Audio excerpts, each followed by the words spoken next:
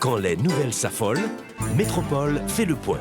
Le point tous les matins, simultanément sur Radio et Télémétropole.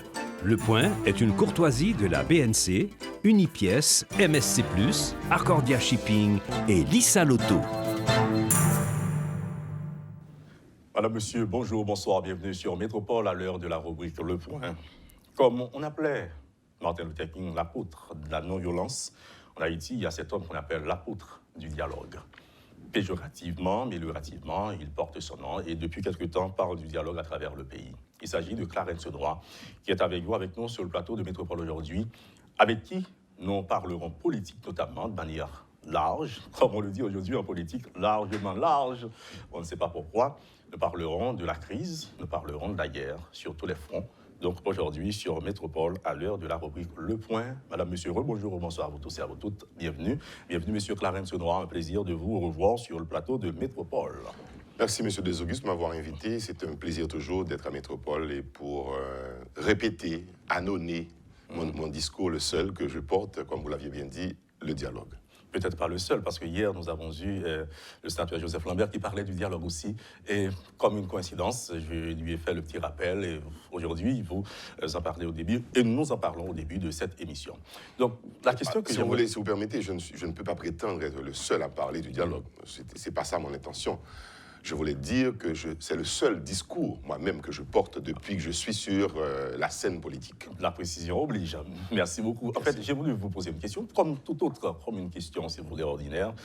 En sortant de chez vous, qu'est-ce que vous vous dites? Est-ce qu'on va m'enlever aujourd'hui? Est-ce que vous n'avez pas peur? Parce qu'aujourd'hui, tous les secteurs sont atteints donc, du phénomène du kidnapping. Vraiment, tous les secteurs. Vous-même, qu'est-ce que vous vous dites? Qu'est-ce que vous donnez comme... Sous les balises pour capable prendre la rue, sans pas peur, sans que... Voilà. On ne peut pas s'empêcher d'avoir peur de toutes les manières. Par rapport à ce qui a passé dans la ville, là, dans Port-au-Prince et dans le pays en général, on ne peut pas empêcher aux peurs. Son sentiment humain que lié face à l'insécurité. Et de toutes les manières, moi je pense que face à l'insécurité, on ne peut pas agir seul. Même si on peut, côté MIA, on est capable de prendre toutes précautions, mais il y a une collectivité qui est en danger. C'est notre pays, c'est tous les Haïtiens, c'est les enfants qui vont à l'école, c'est mon fils qui va à l'école et que je reprends de l'école, etc. Et donc, face à l'insécurité, on doit agir collectivement.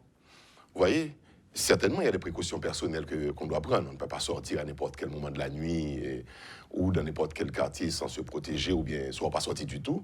Mais nous ne pouvons pas agir seuls. Les actions isolées, nous prenons déjà, il ne peut pas en rien. Qu'aujourd'hui, les médecins fassent grève, que demain, c'est les journalistes, ou après-demain, c'est les avocats, etc. Mais ça a continué. Et depuis quelque temps, moi, c'est ça qui a passé. Donc, nous avons besoin, aujourd'hui, et c'est ça, et comme ça me répondre à une question là, nous avons besoin d'agir ensemble. Nous avons besoin de prendre conscience de ça qui a passé pour nous dire, nous ne sommes pas loin du pire, mais nous sommes dans le pire, actuellement, dans le pays. Là. Moi, ce que je vois, ce que j'entends, ce que je lis et ce que je vis aussi comme personne, moi, ouais, que j'aime dans les pires moments que moi-même, je connais, dans les pires moments de crise politique, de bouleversement, etc. Haïti n'a jamais connu ce que nous sommes en train de vivre aujourd'hui. Les enfants, si vous permettez, les enfants ne vivent pas socialement. Qui s'en a fait avec Timounio? Moi, toujours aimé insister sur l'aspect ça. L'on plus veut un Timoun aujourd'hui dans condition ça, c'est courir entre la Cali, sortir pour aller à l'école et retourner à la Cali sans jamais connaître un moment de loisir, de socialisation avec les autres, même sur un terrain de football ou pas envie de pour aller jouer. Quelle génération sommes-nous en train de produire? Et les enfants qui vivent dans les bas quartiers de Port-au-Prince, côté c'est tiré tout en gain, toute la nuit, toute la journée. N'a formé dans le pays, il y a des générations de monde qui endurcissent. Parce que tandis balle tout longtemps, c'est courir, je dis à tout le monde à l'aise. Balle, il est habitué à entendre chaque jour, crime exposé sur tous les réseaux sociaux. Moi, j'ai un cœur qui fan de regarder des choses ça, et ça fait me dire qu'il faut que nous agissions collectivement pour que la société n'a pas transfiguré, transformé totalement dans nous. Nous perdons l'âme, nous perdons sensibilité, nous perdons émotion, nous perdons empathie, nous perdons sympathie, nous dans une situation aujourd'hui où c'est le sauve qui peut, c'est le chacun pour soi. Donc pour revenir à mon propos du début, il nous faut agir collectivement comme une société, comme un peuple qui dit non à l'intolérable, à ce qui a passé là. Il y a une dame qui dit, mais qui est arrivé là? Parce que les a regardé des années qui passent, donc on est sorti, on est circulé sur les évacués à occupation, à activité. Donc, il dit, mais il faut qu'on ne pas oublier que la violence appelle la violence engendre la violence, c'est le faux. Donc, à cette question de cette dame, qui est arrivé là, côté que une femme, un garçon, ou quoi, ou sûr, presque à 100%, que enlevé comme une bête à travers les rues, séquestré très tôt, comme n'importe quelle autre bête. Qui est arrivé là? Yeah. Je crois que c'est là que bon, tu dis ça, c'est le pire, c'est la pire criminalité, on est capable de dire. Le kidnapping, l'enlèvement, la séquestration d'un être humain et le commerce qu'on fait avec un être humain. Imaginez combien de commerce pété sous tête, mon mandé, mon corps, etc. Et dire que monsieur des Augustes, ça qu'a fait là, il y a toute une organisation derrière. Moi, je refuse quoi qu'un jeune garçon qui, pour des raisons socio-économiques, pays abandonné, c'est vrai, il entre dans le ghetto là, vivre, et le parent rien devant, et puis il lever pour contre lui un jour, il prend un âme là, il kidnappe un monde. Non. Il y a tout un réseau derrière ça. Il y a toute une organisation. Il y a une pensée derrière ce kidnapping. Il y a une forme d'intelligence, même si elle est mauvaise. S'il y a une pensée, il y a une intelligence, forcément. Elle n'est pas la bonne intelligence, malheureusement, mais il y a une intelligence derrière ça. Et je crois que c'est là pour nous chercher, pour nous comprendre ce qui a passé là.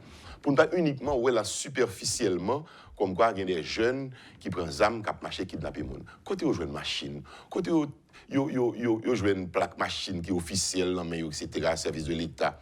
Côté où ils jouent un uniforme, la police, puis ils mettent, puis ils renouvelent.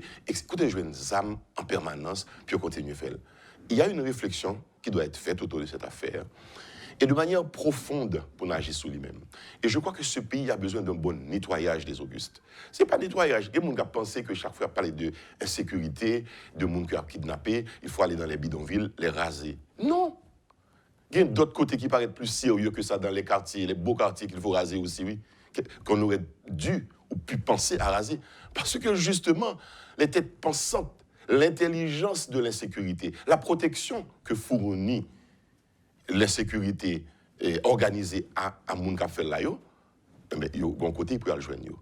Donc pas un secret sur ça que on m'a dit moi pour me tourner la question là, qui est arrivé aussi vite que ça? Nous arrivons aussi vite que ça lorsque un sénateur de la République prend télévision, il dit clairement que oui, il y a un rapport avec gang. Il parle avec gang tout le temps. Lorsque des hommes d'affaires trouvaient que c'est normal pour avoir une relation avec gang, ils au cob sous prétexte que c'est social, il a fait. Lorsque des hommes politiques pensaient plus prendre pouvoir, c'est avec gang pour faire ces jeunes, puis les âmes, c'est ça qui fait nous arriver aussi vite. Et le temps, justement, on ne mesure pas le temps. C'est seulement, oui, en 1986, nous entrons dans une période de démocratie qui entrait dans une déchéance. On a connu démocratique. On a connu, ce pays a connu aussi une certaine situation intolérable pendant la dictature de Duvalier, mais il était uniquement, on a dit, politique. Il était strictement politique, avec des gens qui ont expulsé, des gens qui ont arrêté, qui ont bastonné, etc. Il était politique. Certes, moi, attendez, je n'ai pas vécu ce moment, même dans des gens qui ont raconté comment Marcotte était fait des exactions, tout, mais on n'a jamais été là. Je ne veux pas faire de comparaison de régime ou de choses, non, mais m'a parlé de rapidité d'échéance que nous sommes là-dedans. C'est à partir de 1986 que la bataille pour le pouvoir ne se fait plus avec les idées, les pensées, la pensée, l'argumentaire, avec les projets, c'est avec le groupe armé. Un président, pour se maintenir au pouvoir, eh bien, crée son propre groupe armé. Il a imposé la nation. Donc, pareil ça, moi, je pense que nous sommes obligés de réfléchir sur eux. Et là, Clarence, ce que nous avons parlé avec vous là, je dis là, c'est ça ma préoccupation personnelle, politique, pour mon pays. Comment mettre fin à cette dérive? Et là, on doit s'adresser à nos élites politiques, élites intellectuelles, élites économiques, pour nous réfléchir ensemble. Et ce pays a besoin d'un leadership sérieux, honnête, intègre, qui peut faire. Ce n'est pas mon qui habitué à faire là déjà, qui réhabille avec un autre costume pour venir paraître devant mon plus. Non, on a besoin de sang neuf dans ce pays, on a besoin d'idées nouvelles dans ce pays, et on a besoin de porteurs d'idées. Porteurs là, il faut qu'ils au moins soient potables, ils viennent parler avec nous. Donc si on n'arrive pas à cela, on va continuer dans déchéance là, et le pire que nous dit nous là-dedans là, le plus pire que nous vivons est peut-être à venir. Monsieur Renoir, l'autre peut-être séquestration que le pays a connaît, c'est La politique qui tient tout en otage. Les leaders politiques, vous l'avez dit, qui ne s'entendent pas, qui ne peuvent pas s'entendre, pour s'entendre même. Donc, les mots sont tout Vous s'écoutez parler. Aussi, absolument, M. Renoir. Donc, M. Damio rencontré tout le temps, c'est pur diviser beaucoup plus à chaque fois. Donc, je dis à tout le monde a l'impression que la crise est essentiellement politique. Des agents de la PNH, notamment le DG, le dit. Donc, c'est la politique qui tient tout, qui dirige tout presque. D'ailleurs, la police ne peut pas intervenir seule sans un ordre venu, surtout des autorités politiques. Donc, et qui ça, d'après vous, les leaders politiques, que ça doit faire dans ce sens? Écoutez, on peut reprocher tout aux leaders politiques, entre guillemets, mais les leaders politiques qui n'ont pas les rênes du pouvoir en main, on ne peut pas reprocher rien. En tout cas, au monde, comme on l'a dit. Il y a des leaders politiques qui jouent un jeu malsain. Là, il y a envenimé question d'insécurité pour des intérêts, tu vois, qui pas haïtiens, qui pas humains, qui pas qu'on pas même expliquer. D'autres diraient pour des intérêts politiques. Oui, mais alors on voulait faire une distinction. Moi, je suis un leader politique. Donc, je ne peux pas attendre tout le monde à dire que c'est politique yo qui fait toute bagaille. C'est leader politique yo. Clarence n'a pas là-dedans. Et je suis certain que d'autres monde ne toujours pas là-dedans.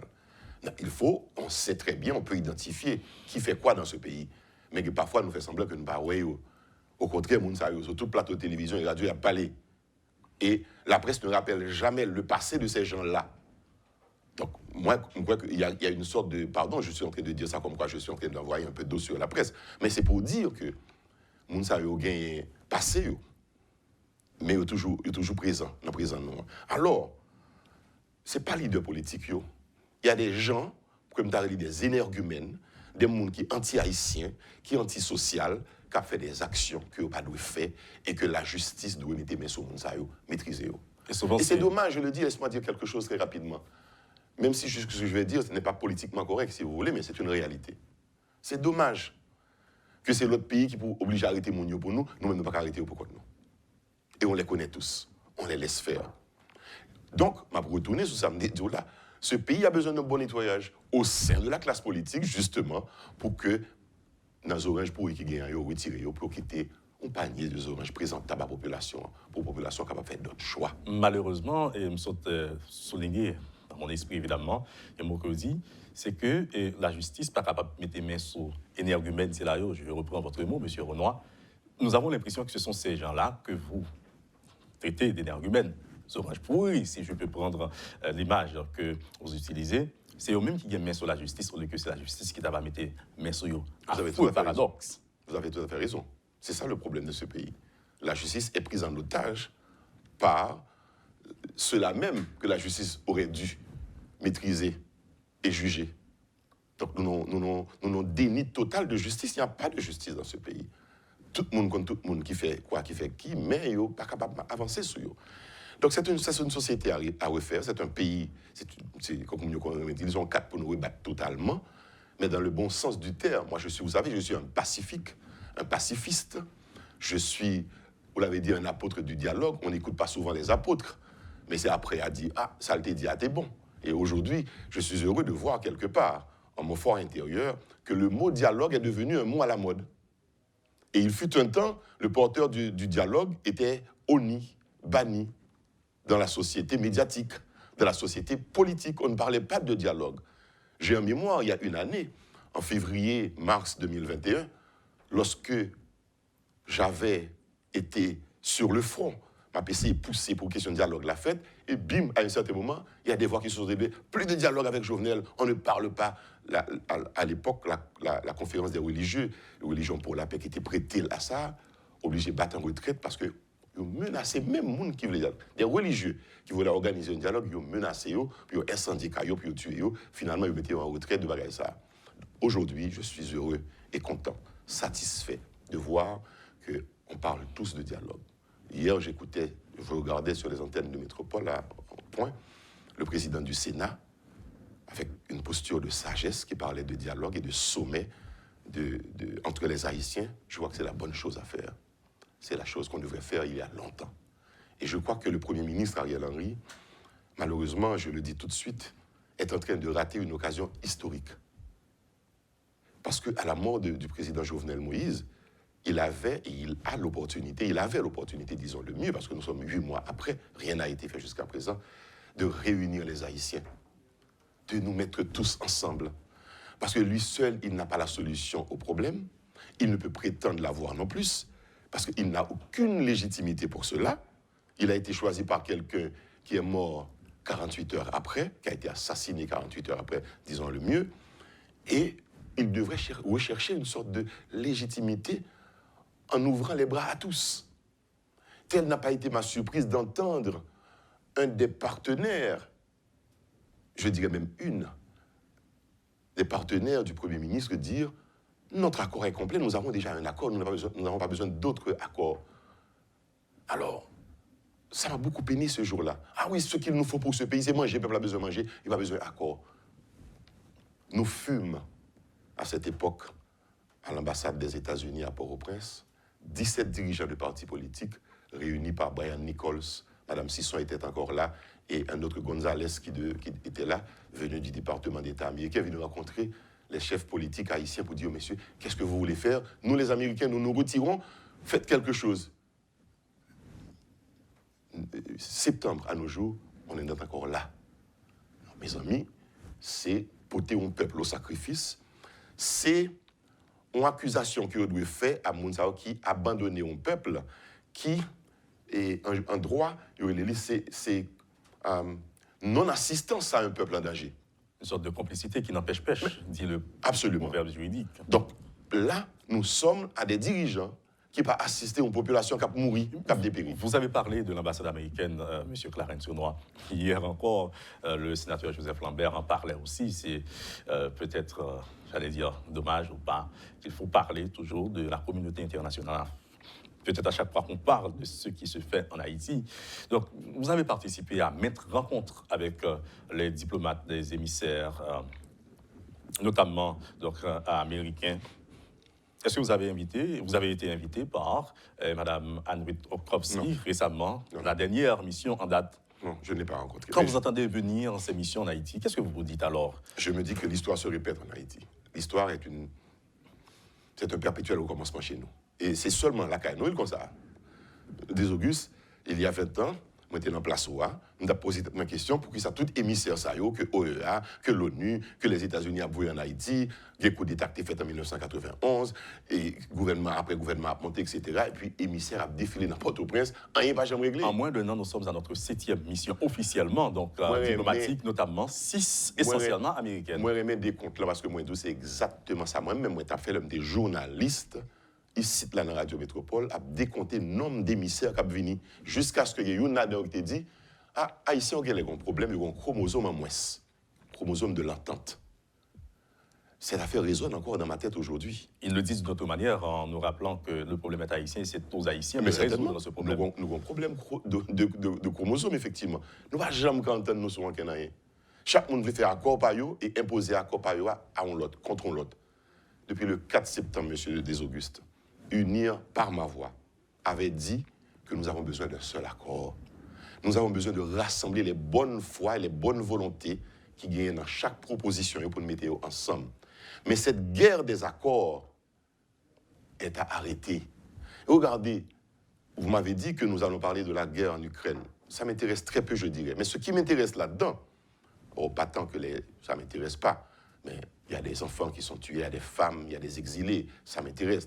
Mais je dis, nous sommes loin de ce théâtre de guerre. En termes de proximité. En termes de proximité. Cependant, là, nous n'avons guerre.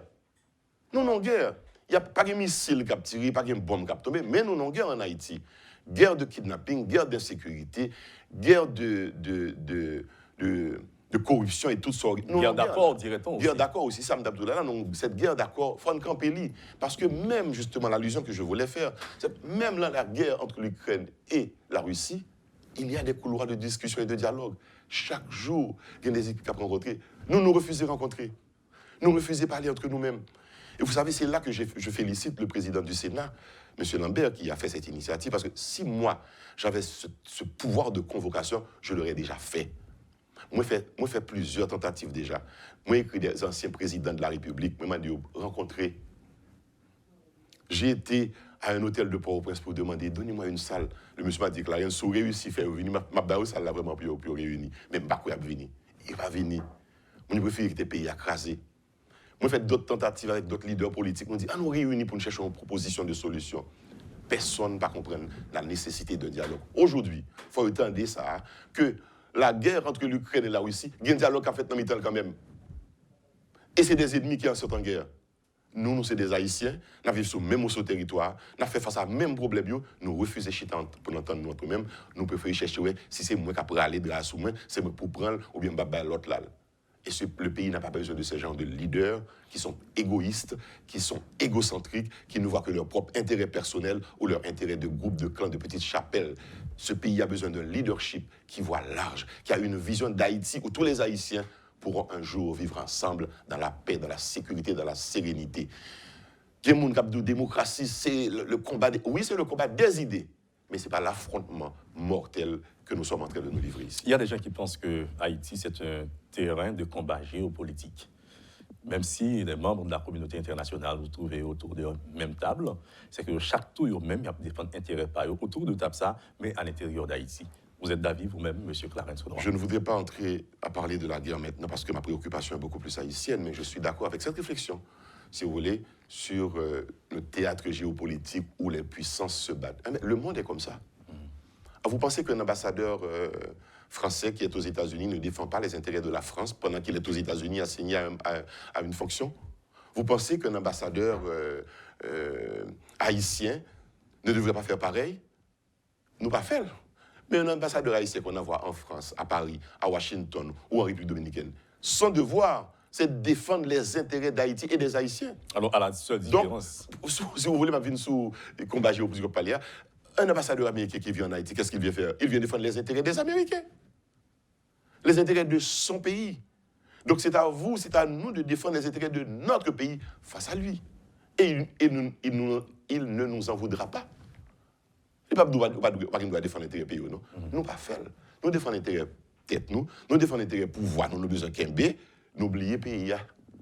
Mais cette géopolitique, ce n'est pas seulement en termes régional, géographique qu'il faut le voir, il faut le voir dans chaque représentation diplomatique d'un pays à l'intérieur d'un autre pays, ils viennent défendre l'intérêt. Donc, il y a une guerre géopolitique permanente dans le monde pour que m'influencer bon bagage là pour la caille moi. M'influencer. Si moi-même j'étais ambassadeur d'Haïti aux États-Unis, à Washington, nous devons défendre l'intérêt pour les États-Unis accepter Haïtiens qui étaient voyagés illégalement contre eux. Kembeo la caillou tout pour moi, parce que y a un problème la caillou faut Kembeo. C'est ça l'intérêt qu'on doit défendre. 2, l'intérêt pour me défendre, c'est l'intérêt pour bailler pays comme tout pour le sortir dans sa liée. Je regarde des copes dérisoires qu'il a proposé nous là, et les milliards qu'il a débloqués pour l'Ukraine. On comprend que les intérêts ne sont pas les mêmes, et c'est ça que géopolitique là. Donc les intérêts des Américains sont plus importants en Ukraine qu'en Haïti. Donc où est notre intérêt nous-mêmes? C'est ça pour nous faire. Haïti, conseil de pays, il n'a pas même besoin d'envoyer ambassadeur là-dedans, parce qu'il n'y a rien à défendre là-dedans. Donc le jeu démocratique, diplomatique, c'est comme ça que ça se joue. C'est dans les intérêts, aux intérêts des puissances accréditrices et accréditées. Ce que j'allais dire, M. Renoir, c'est que la seule différence dans ces pays-là, c'est-à-dire lorsqu'il y a un ambassadeur, il peut immiscer les affaires internes du pays en question. C'est la règle du jeu, mais en Haïti, on a l'impression que c'est la communauté internationale qui tient tout en otage et qui prend toutes les décisions. Non. Donc, on a l'impression, et peut-être c'est la réalité politique qui le prouve hier, comme vous l'avez dit, et nous avons eu l'opportunité de rencontrer le président du tiers du Sénat, qui indirectement, ou de manière implicite, l'a avoué à plusieurs reprises, il a fait des tentatives de s'installer afin de prêter serment comme président de la République. Mais il y a eu anguille sur roche. Il a rencontré certains obstacles, ou des obstacles certains sur son chemin, et voici qu'il a été encore là, avec sa grande idée, son idée géniale, entre guillemets, de dialogue, de consensus, de sommet, pour une sortie de crise, sans oublier l'existence de la communauté internationale dans le cadre de ce processus politique qu'il entame, notamment. Les Auguste, pas de temps pour nous parler sur les relations internationales, relations diplomatiques, mais je vais dire 2 points rapidement. Concernant ce qu'on appelle l'ingérence, ok? Droit d'ingérence. D'ailleurs, on doit qui voter dans les Nations Unies comme ça, on doit d'ingérence humanitaire. faut nous pas oublier ça. Nous, Nations Unies, je crois dans les années 90, ou en tout cas avant, juste à la fin des années 90, voté le droit d'ingérence humanitaire côté les grandes puissances. Les 5 grands peuvent intervenir dans les petits pays qui sont en crise et qui ont une situation humanitaire. Si nous quittons nous arriver dans cette situation, ça, nous prenons une ingérence en bonne et due forme, formelle. Mais les ingérences sont tentatives de donner direction à quelque chose qui a fait dans le pays. Mais nous évitons nous tout le temps la caille, nous venons résoudre le problème pour nous, nous refusons de résoudre pour contre nous. Je bon exemple pour comprendre. Le 30 septembre, moi j'ai répondu à l'invitation à l'ambassade américaine pour me participer avec 16 autres dirigeants de partis politiques. De Lavalas à SDP, pour me prendre les plus réticents, les plus soi-disant anti-américains, tout est là. Américains ont dit nous, mesdames, messieurs, c'est votre pays. Je vous dis à nous-mêmes, nous reconnaître que nous faisons erreur, dégagez-nous entre nous pour nous nos solutions. Il y a 17 personnes présents dans la réunion. Ça. Le président du Sénat était là. L'ancien Premier ministre, Evans Paul, était là. Je ne vais pas citer l'autre, mais tout aéropage politique, la net, était là. Lavalas était là, etc. Le 30 septembre. Le 2 ou 3 octobre, et à l'intérieur même de l'ambassade, des locaux de l'ambassade, il y a une initiative qui prend, qui dit on fait une réunion haïtienne ou haïtienne de non. Il y a des gens qui disent oui. Evans Paul, Clarence Renoir, Edgar Leblanc, Joseph Lambert, tout le monde qui était là, ils sont d'accord. Alors, Edgar Leblanc, quand dans la réunion de l'ambassade américaine, je ne vais pas dire un bagage qui n'est pas de ça, mais bref, fusion des là, etc. Quand nous faisons convocation haïtienne ou haïtienne pour une réunion, personne ne va mettre pied. C'est quelques rares monde, dont et, le sénateur Lambert, moi-même, Yuri Lator, tu étais là, et puis Evans Paul Kaplem était là. Personne ne va répondre. Donc ça ne fait là. Nous dit blanc, c'est les produits là pour nous plutôt. Parce que nous, pas qu'à régler entre nous-mêmes. C'était une convocation haïtienne. C'était presque une prise de conscience à l'intérieur même de l'ambassade pour dire, mes amis, nous tous là, pour ça ne va la de mettre ensemble, la caille pas nous. Personne ne va le répondre. Donc nous, ingérence, nous faire ingérence la caille nous tout le temps. Mais le jour où les Haïtiens se décideront entre eux de s'entendre, de trouver des solutions qui correctes dans la crise là, je t'assure qu'il n'y aura plus d'ingérence de quel que soit ambassadeur, de quel que soit corps groupe que ça m'envoie, ou bien ça nous rappelle un petit quelque chose, un détail. Il y a le président du tiers du Sénat qui invite le Premier ministre, le docteur Ariel Henry, que nous prenons entre deux à un torchon qui a brûlé, qui est immense. À tort, a raison, le Premier ministre. Son nappe, alors, c'est bon torchon. Son nappe, son gros gras, c'est le faux, qui a brûlé. Et entre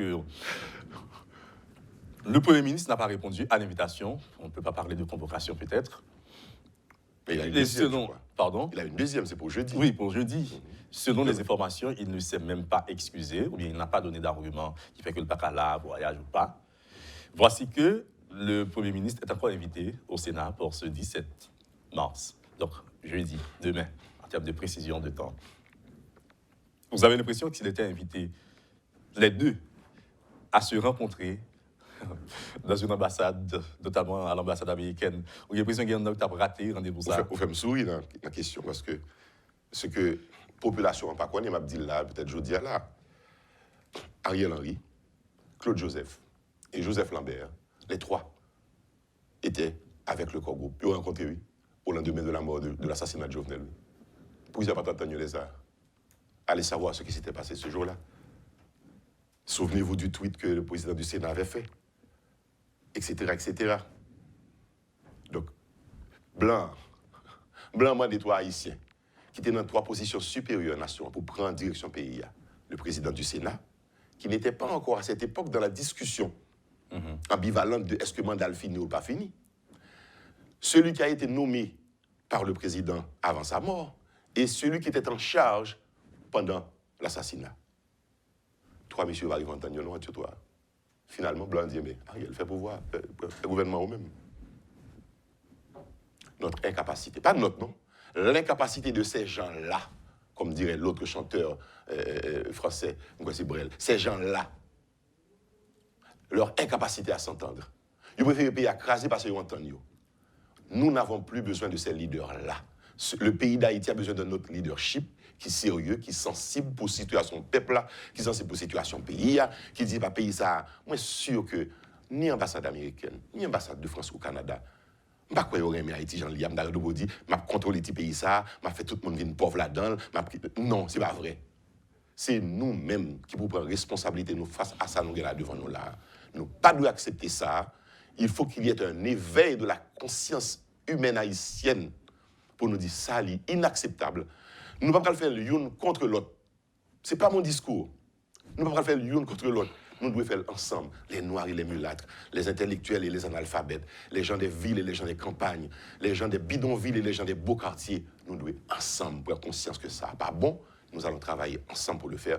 Et c'est ça mon discours, c'est ça ma vision d'Haïti. Sans être fataliste, M. Clarence Saunois, on a l'impression que le combat ne fait que commencer lorsque l'on connaît que le sénateur Joseph Lambert, qui prend l'initiative de rencontrer des acteurs de tous les secteurs, notamment du secteur politique, son congrès de consensus, alors que nous prenons napla, torchon, bien drap, déjà à brûler entre lui-même et le pouvoir. Et nous connaissons que on ne va pas changer les choses, on ne peut pas réinventer la roue, dit-on. La politique, c'est jeu d'intérêt. Donc, peut-être que nous ne pas sur ça après pause là, parce qu'il faut que nous observions. Madame, Monsieur, vous suivez la rubrique Le Point de Métropole, où nous recevons aujourd'hui le leader du parti Unir, Clarence Saunois. À tout à l'heure. Le Point est une courtoisie de la BNC, Unipièce, MSC+, Accordia Shipping et Lisa Lotto.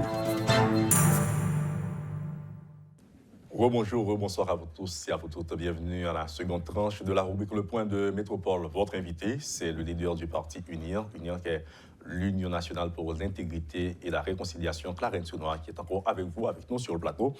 Monsieur Renoir, nous t'avons dit, avant pause là, que politique, c'est jeu d'intérêt. Pour qui ça, Premier ministre, a gagné intérêt ou pas gagné intérêt rencontrer le sénateur Joseph Lambert sur l'intérêt collectif qu'est l'intérêt d'Haïti? La question est bien posée. Il n'a aucun intérêt à ne pas répondre à un rendez-vous pour l'intérêt national, à mon sens. Mais vous verrez comme moi, peut-être que si il y a un sens intérêt national à la dirigeant nous, je ne sais pas c'est la réponse. Cependant, ça me constate qu'il y a deux analyses que je vais faire rapidement. Dans le sens ça nous les intérêts. Justement, le haïtien politique, c'est jeu d'intérêt ou bien rapport de force. Ils ont l'autre bagarre en tête. Intérêt, c'est intérêt pâle. Force là, c'est force crasée, brisée. Pour moi, la force en politique, c'est l'union qui fait la force. OK? Bon, bref. Maintenant, en parlant des protagonistes, les premiers de cette crise, que sont, il faut les nommer, le président du Sénat, Joseph Lambert, qui dégaine des positions, qui était même de pas le prêter serment, etc. Le Premier ministre qui s'accroche à son poste, qui est à la fois Premier ministre et président. Moi, je me dégaine espoir à un certain moment. Et je l'ai dit à la radio, lorsque je me dis, ouais, que Sénat, par le biais de son président, a invité le Premier ministre en venir dans le Parlement, et il était allé. Il a dit, on dégèle de crise là, maintenant ça va aller ensemble, donc nous allons aller vers une solution beaucoup plus facile, consensuelle, parce que qui ça nous besoin d'une solution en réalité? C'est le Premier ministre qui l'a dit nous, qui temps l'a fait là, ça l'a fait là. Qui mission l'a fait là? Nous avons un accord en septembre, qui ça accord l'a dit? Accord n'a pas parlé de l'insécurité du tout pour résoudre?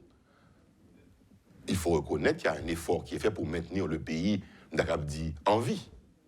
Sous perfusion que liée d'aide humanitaire, etc., ou bien de pays fonctionnaires l'État, ou plus ou moins bien, etc. Au moins, ça reste là. C'est mérite au ministre qui l'a. Si vous me le permettez, souvent, on prend soin d'un malade avec l'assurance qu'il va mourir demain. Ah, ben voilà, très bien. C'est bien dit. Oui, mais ça dit là, dans le sens qu'on dit là, parce qu'effectivement, ce malade que nous avons à Haïti est en train de mourir. Mais perfusion que la balayette, c'est pour qu'il y ait l'envie toujours. C'est bien dit, envie. Pas dire le vivant, mais il y a envie encore. Il y a un battement. Donc, tu as une première bagarre, moi, que bien, que le président Sénat t'a invité le Premier ministre et t'a rencontré dans le Sénat. Donc, on a dit qu'on dégèle, ça va aller pour le mieux et pour améliorer les relations pour jouer nos solutions consensuelles ensemble. Parce que c'est ça nous besoin. Permettez. Un autre petit mot, M. Renoir, c'est peut-être qu'ils se sont rencontrés pour se dire ces quatre vérités-là. Bon. Je n'étais pas témoin, je n'ai pas eu d'oreille discrète, indiscrète. On a eu vent peut-être des dernières déclarations. Voilà. Cependant, moi, j'ai une distance qui vient de reprendre en même encore, avec une déclaration un peu tonitruante, il faut le dire, il faut dire les choses telles qu'elles sont, du président du Sénat qui était dit, je déclare, je prends une résolution que le Premier ministre qui l'a liquidé uniquement les affaires courantes. Maintenant, comment l'inviter ensuite, s'il liquide les affaires courantes? Qu'est-ce qu'il va venir faire au Sénat? S'il répond, c'est tant mieux. si vous êtes capable de rencontrer, retourner sur ça. Parce que c'est la République que nous avons besoin de sauver. Nous n'avons pas besoin de sauver ni face au monde, ni face à l'autre pays qu'il faut sauver. Et sauver le pays, veut dire pour moi, on nous mettait intérêt derrière. On mettait, soi-disant, force que nous avons aux deux côtés pour nous garder réalité malade ça en face et pour nous dire, quel que soit le sacrifice, alors son moi, il s'est dit, mais il ne va jamais faire vraiment. Je suis prêt à faire n'importe quel sacrifice. Aucun sacrifice n'est trop grand pour le pays. Mais il va faire rien vraiment.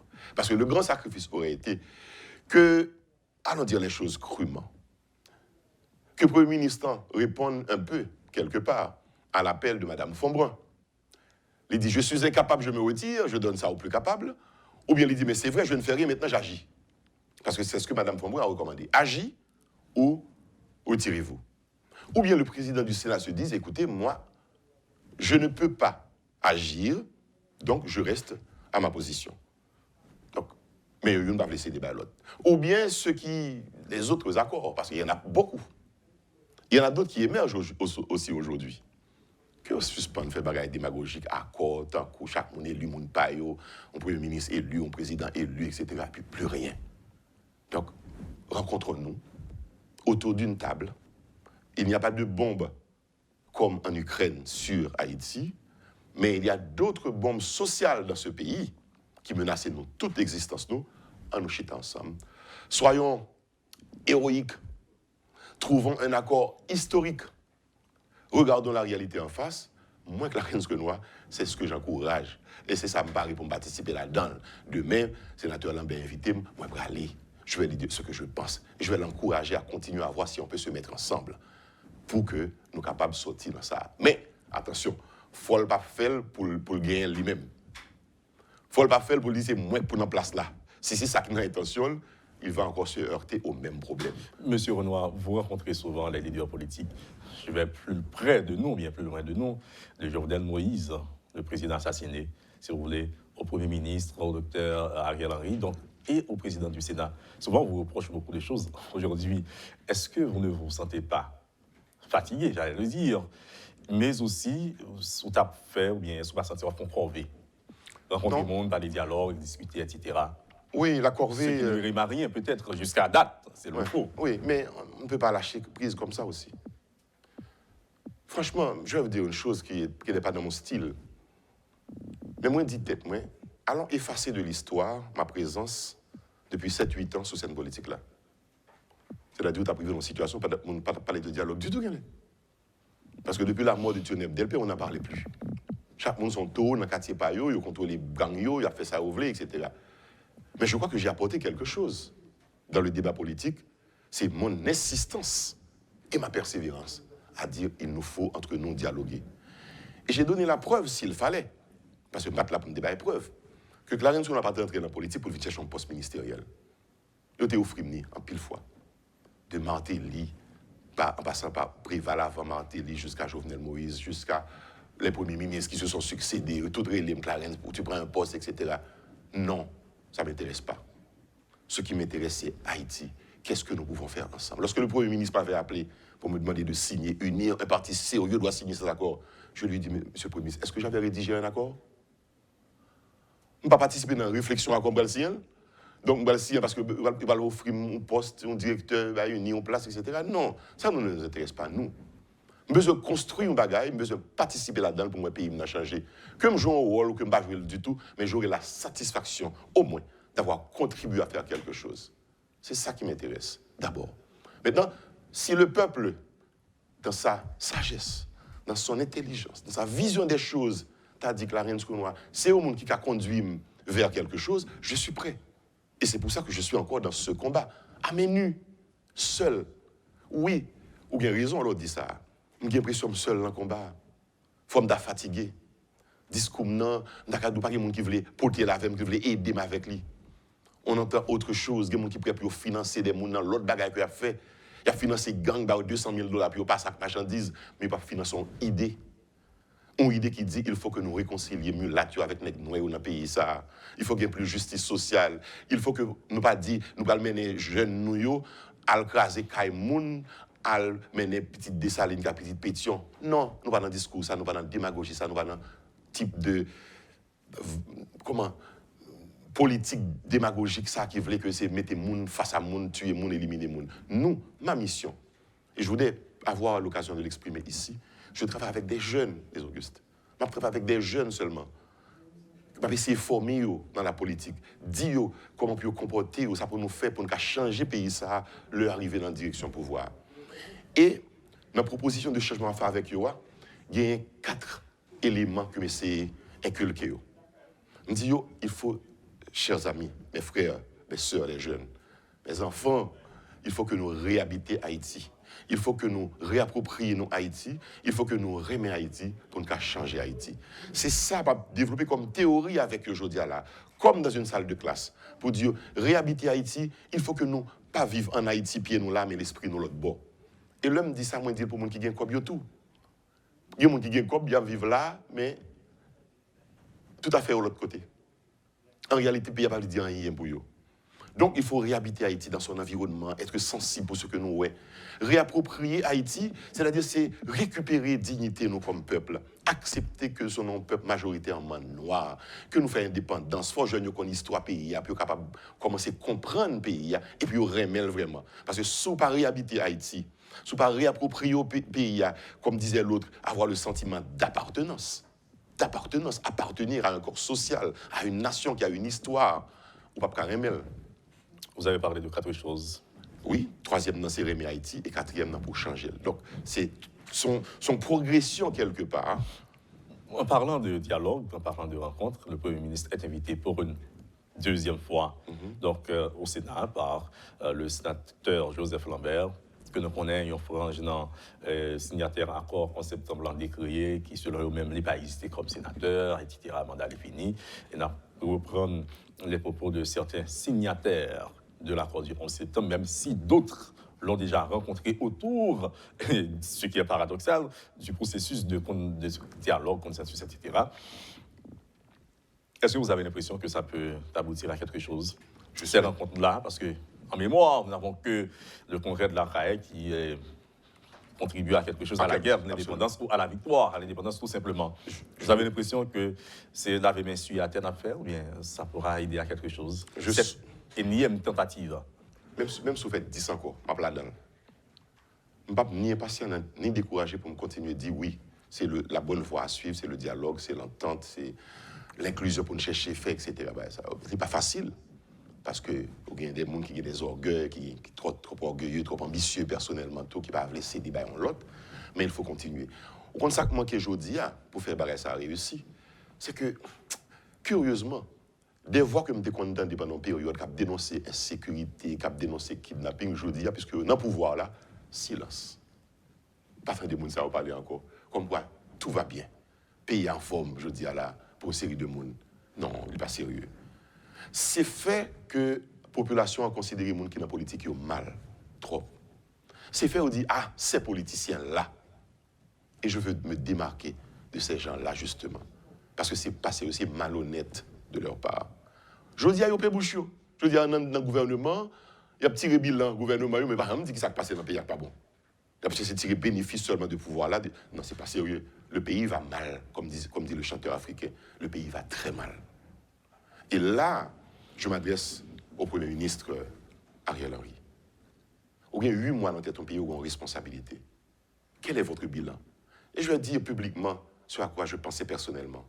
Je lisais un tweet du Premier ministre qui voyait félicitations à l'ingénieur Nicolo, qui était ancien ministre PTC, pour le dire c'est un homme, un grand homme, etc., qui servit le pays, etc. Je me dis, mais qu'est-ce qu'on dira de lui, lorsqu'il ne sera plus?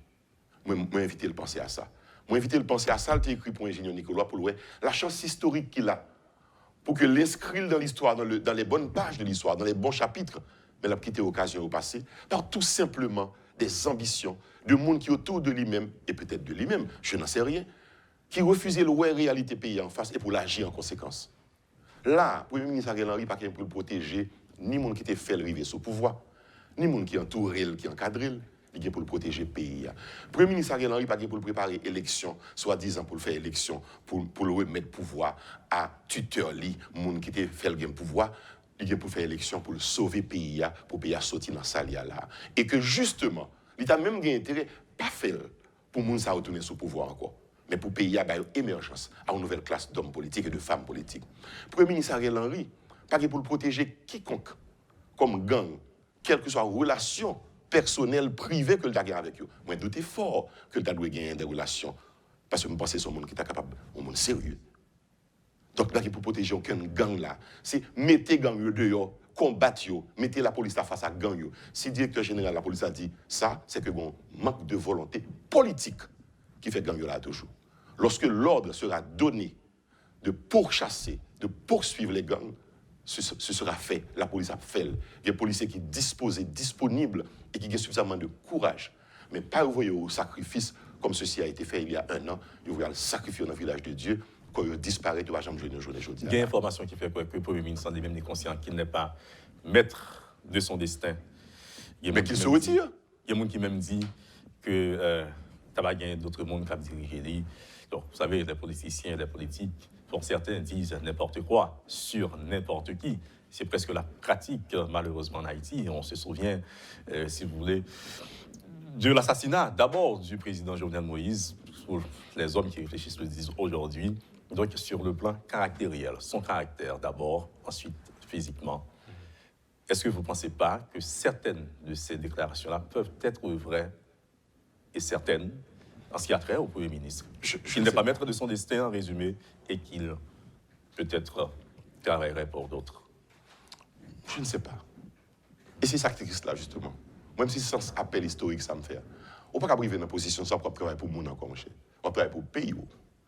Et travailler pour le pays, là, c'est prendre les mesures, les décisions et les dispositions à l'avantage du pays. Pas à l'avantage d'un homme, d'une équipe de pouvoir, de tendance idéologique ou bien d'anciennes amitiés, d'anciennes relations. Non, mon cher.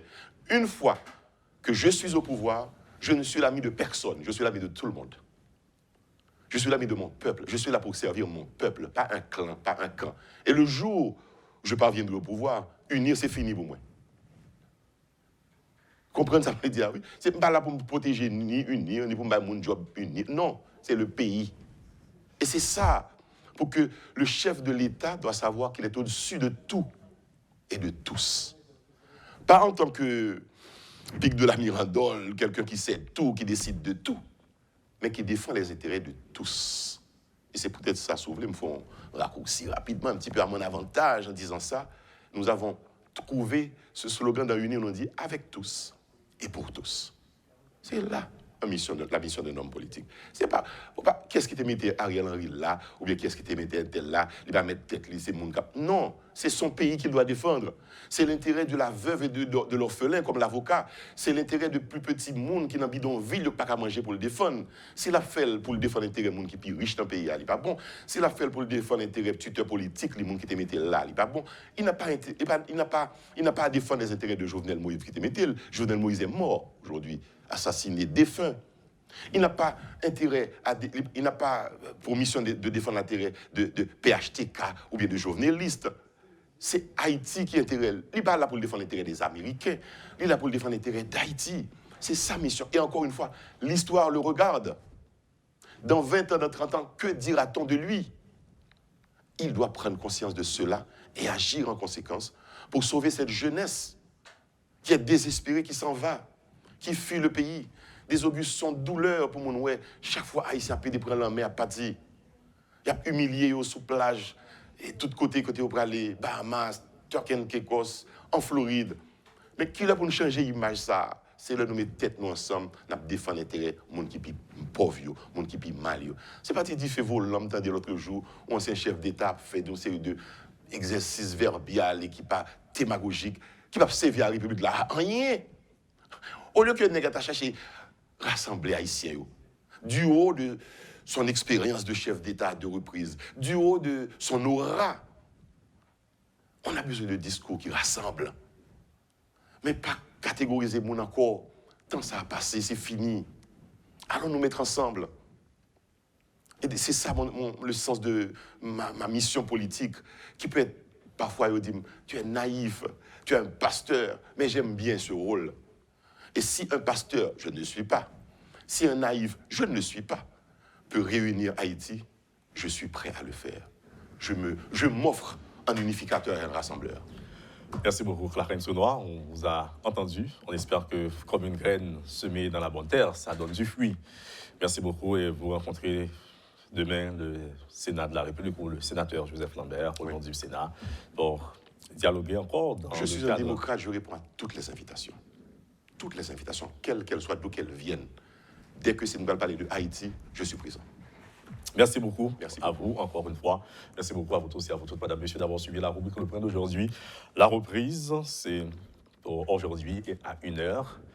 Et je suis Jean-Jules Desaugustes. Et à bientôt. Quand les nouvelles s'affolent, Métropole fait le point. Le point tous les matins, simultanément sur Radio et Télémétropole. Le Point est une courtoisie de la BNC, Unipièce, MSC+, Accordia Shipping et Lisa Lotto.